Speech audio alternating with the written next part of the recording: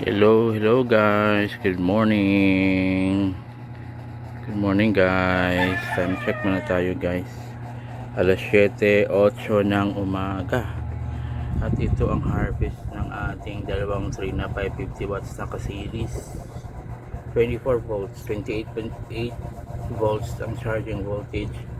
15.8 amps ang pasok sa battery natin. Yung isa natin, may binago pala tayo guys. Ito yung binago natin kasi di ba may 5 panels tayo na apat at tatlong buska na 160 watts, isang buska na 240 watts, isang handtech na 160 watts, so lima lahat, apat na 160, isang 240. Originally yung 240 natin na buska, ito yung ginamit natin dito, natin siya ginamit. So, may napansin kasi ako kahapon, di ba, ginawa nating yung apat na buska, isang handtech. Ang apat na buska naka-series ang apat na buska dito. So, parang yung 240 watts na buska na naging na lang siya, considered as 160 watts. Kaya lang may napansin tayo guys kahapon. Nakita ko itong dito sa ito 76.6 tong voltage na to ngayon ng solar panels natin, yung apat na naka-series. Yan kahapon nasa 40 lang yan, hanggang 40, 41, 42 lang talaga. So sa isip-isip ko, bakit ang hina? Tapos ito maximum na kahit tutok yung araw, yung pumapasok na current is hanggang 12 lang ang nakikita ko. Dapat diba 18, ganon yung dati nakikita ko pag apat yung naka-series, yung apat na buska. Pero hanggang tutok yung araw, hindi naman cloudy, bakit hanggang 12 amps lang siya? Tapos itong voltage ng VOC ng apat na buska is 42 lang ang nakikita ko.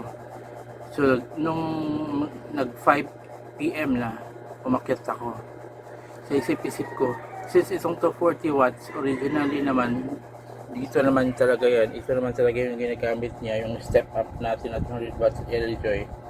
So, sa isip ko, ibalik ko siya dito, tapos yung handtech na 160 watts, since same naman talaga sila ng wattage ng tatlong 160 watts na buska, ginawa ko, siniris ko yung handtech dito. Pinagpalit ko yung 240 watts buska tsaka handtech 160 watts. So ngayon ang naka-series ngayon sa LJ 60 amps natin, itong LJ 60 amps natin, apat na 160 watts talaga, tatlong buska at isang handtech. So ito ngayon, pagbaba ko na ko, kasi 70 or above na talaga yung nadidetect na VOC, meaning parang hindi siya naging compatible or biglang umaba yung hindi, parang yun ang napansin ko guys, medyo lumiit yung nito. Kasi dati yung wala pa tayong handtech at saka dito pa talaga yung buska sa 40 watts natin. Pag mga ganitong umaga alas 7, yung VOC na yan na 14.10 na nakikita mo, 15.13, umaabot din ng 21. Kaya medyo nag-i-error din itong si LJ kasi 21, isang piraso 21, medyo nag-i-error siya. Yun ang napapansin ko, parang faulty talaga yung 240 watts na buska. So pag nag-i-error kasi yun dati, hindi siya nagsa-charge, parang nag-restart siya, ganun. So yun nga, nung nakabilin tayo ng isang handtech, si handtech na yung ginamit natin dito, hindi talaga siya nag-error itong sa LG 200 watts. At sobrang lakas ni handtech 160 watts. Umaabot siya ng 5.6 amps papunta sa battery kasi 28.8 yung charging voltage na ginagamit natin. Umaabot siya guys ng 5.6 amps na nakita ko pagsatok talagang araw. More or less nasa 160 watts talaga, 160 watts kasi 28.8 yung charging voltage natin, 28.8 yung charging voltage nito na ginagamit, 28.8 yung charging voltage nito. So, nakikita niyo naman dyan, di ba? 28.8 yung sa baba. Tapos 60 amps. Yan. So ngayon, masaya na ako guys kasi tingnan nyo, nag 88 volts yung VOC. Sobrang taas. Siguro yung, kung hindi ko nilipat yung Hantek at saka Busca 240 watts, nasa 40, 41 nung ito ngayon. Pero sobrang taas na. Alas 7 pa lang ito, hindi ito nakaharap sa araw ngayon. Nasa kabilang face to ng bubong. Nasa facing west kasi ito. Ito facing east ngayon. So ito yung nakaharap. Diba bubong parang triangle. So ito yung 3 na 550 watts dalawa naka-series sa SRNA 40 amps. Nakaharap to ngayon sa sun. So medyo mataas na rin, di ba? Alas 7, 16 amps. So ngayon ito, hindi siya nakaharap sa sun pero meron na siyang 2.2 amps na pumapasok at saka 80 volts yung apat na 160 watts. Kasama na yung Hantek isang peraso at saka tatlong Busca 160 watts, diba? Nakaseries sila at apat na 160 watts yun. 81 volts yung VOC, 1.1 yung current, tapos kinonvert na niya kasi 28.8 yung charging voltage natin. So ang battery natin nasa 26.05 volts na siya ngayon. So meaning nakasurvive yung battery na charge natin kahapon sa 5,376 watt hour na battery natin. Di ba nakasurvive siya? Kala 7 pa lang, hindi siya bumaba ng 24. Kanina pagising ko nasa 25.4 yan yung battery voltage natin. But since nakapag-charge na, nag-umpisa na mag-charge talaga, umahataw na itong si SRNA. So ngayon, nasa ano ng battery natin ngayon, 26 volts. So goods na goods talaga, di ba? Goods na goods. So sana tuloy-tuloy kahit kahapon hindi pa natin pinagpalit si Hantek at saka si Busca 160 watts at 40 watts, di ba? So ito ngayon, apat na 160 watts na talaga, tatlong Busca, isang Hantek naka-series. So total 640 watts na talaga, yung pure 160 watts talaga yung apat. So 640 watts. Ito ngayon ang VOC 81.5. So ini-anticipate ko ngayon na sana ma-reach natin yung peak talaga. So sana uminit talaga at saka hindi mag-cloudy. Sana ma-achieve talaga natin yung kung ano yung maximum nito. So kung 5.6 watts ang si Hantek, doon siya sa baba, yung sa LG 200 watts step up natin. Times 4 natin yun. Kasi 160 watts sila.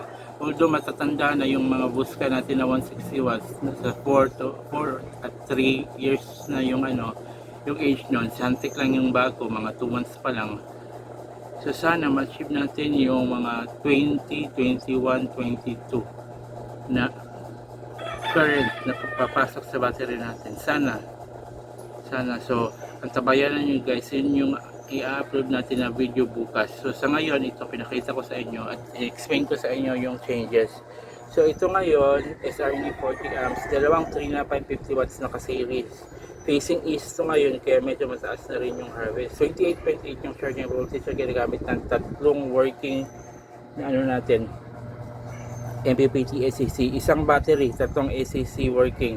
Ito pang-apat na natin yan, pero once na dumating na yung natin, yung bagong panel natin na malaki, either itong apat, ibalik ko dito sa 640 watts at dito ko gagamitin yung malaking sa LG 60 amps natin, malaking panel. Ito yung paggagamitan natin. So yun guys, harvest checking 16.76 amps yung 3 na 550 watts sa ka-series dalawa. Ito si Busca 40 watts. Ang hina ng kanyang current nasa 6.69 amps. Ito sa apat na 160 watts nasa 2.4 na siya. Ano pa ba? 1/4 ba yung sa baba? Ito. Pero dapat dahil nag-iisa na siya to 40 watts na siya, di ba mas mataas siya. So, yun talaga napapansin ko. Yun ang pinaka bago ko ako bumili ng Hantek. Isang Busca 40 watts yung pinaka last na binili ko. So, masasabi ko pa lang sa ngayon na medyo faulty na yung Busca. Medyo 1 year na rin siyang faulty. Tapos, hindi ko siya ma-recommend na siya sa 40 watts. So, ano niyo yan, mapapansin nyo, hindi ko na siya ilalagay dyan sa mga link natin, yung Bosca sa 40 watts, yung 160 watts na lang. At saka i-try ko din i-reach out si Bosca mismo sa store nila kung may warranty ba yun, kasi papalitan natin yun kahit dalawang 160 watts. So antabayanan nyo din yan sa mga future videos natin mga boss. So yan, 5% yung load natin, 26 yung volts na nadidetect ng ating 1 solar toroidal 24 volts 3 kilowatts inverter.